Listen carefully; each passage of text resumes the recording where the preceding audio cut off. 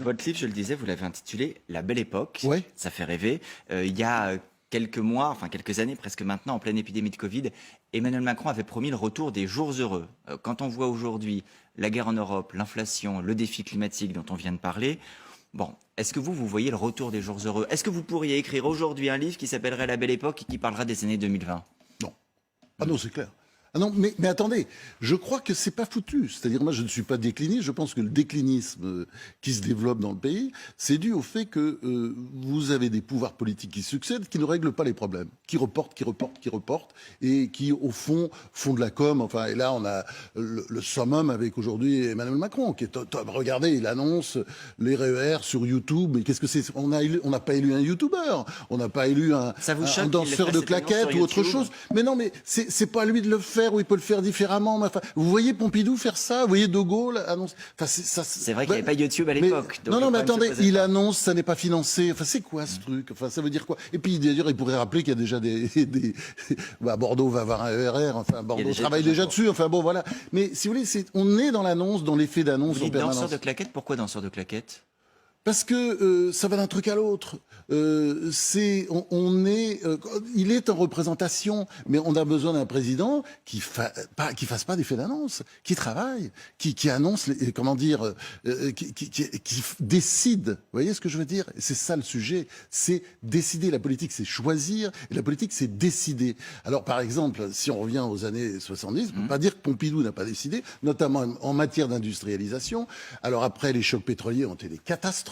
Parce que là, attendez, c'est vrai que je sais, j'entends le discours de la Macronie, c'était très dur, le Covid, plus la guerre en Ukraine. Enfin, la guerre en Ukraine, s'il y a des problèmes d'énergie aujourd'hui, il aurait peut-être fallu y penser avant, notamment sur le parc nucléaire, au lieu d'arrêter tout, enfin, de déstabiliser complètement. Quand même à faire monter les prix aujourd'hui. Oui, un peu, c'est vrai, mais c'est pas l'essentiel. Vous savez très bien, les prix, pourquoi ils augmentent? Attendez, on l'a écrit. Alors là, vous citiez les éditos du Point, j'ai écrit évidemment que l'inflation allait revenir. Si on imprime des billets, ce qu'on a fait pour le quoi qu'il en coûte, pour l'Europe l'a fait. On imprime des billets, forcément, il y a de l'inflation derrière. Évidemment, on l'a fait, ça devait venir. Donc, faut pas tout mettre sur le dos de la guerre en Ukraine. Ça marche pas. C'est aussi prendre les Français pour des imbéciles. Je pense que, voilà, moi, je rêve, si vous voulez, et je pense que Macron serait capable de faire. Il est intelligent, au lieu de sombrer complètement dans la com, 24 heures sur 24. Mais on rêve d'hommes d'État, si vous voulez, qui pensent un peu à l'avenir. Vous savez, qui pensent à la prochaine génération et non pas à la prochaine élection. En plus, il pourrait penser à la prochaine génération, puisqu'il ne peut pas se faire réélire. La com, c'était aussi, mais l'une des caractéristiques d'un des présidents des années 60. Vous avez raison. Valéry Giscard d'Estaing. Ouais. C'était un homme de com, c'était un homme de télé déjà à l'époque. Un peu raté à chaque fois d'ailleurs. Oui, alors, vous n'avez pas l'air d'être trop fan de la com d'Emmanuel Macron non plus, donc peut-être ça leur fait un point commun. Non. Parfois, le président ou ses proches le comparent à De Gaulle ou à Mitterrand. Duquel des présidents, de ses prédécesseurs, est-il le plus proche, à votre avis, Emmanuel Macron? À qui il ressemble? À qui on peut le comparer? À Giscard. À Giscard. À Giscard, alors, à une différence près, c'est que Giscard se calque sur De Gaulle. Hein, c'est l'assassin du général avec Pompidou. Les deux, d'ailleurs, ce sont à la fois les enfants et les assassins. C'est-à-dire en 1969, quand il y a eu le référendum, ils l'ont un peu poussé dehors. Bon, chacun à sa façon, mais ils l'ont poussé dehors pour s'installer à sa... Mais les deux, ils essaient de gouverner comme lui, vous savez. C'est-à-dire que gouverner, d'ailleurs, c'est pas le mot. Giscard, il préside. Il préside. Et le Premier ministre gouverne. Alors, c'est pas trop vrai avec Chirac, c'est un peu compliqué, mais enfin avec Barre, il a vraiment une autonomie, on peut dire, il gouverne.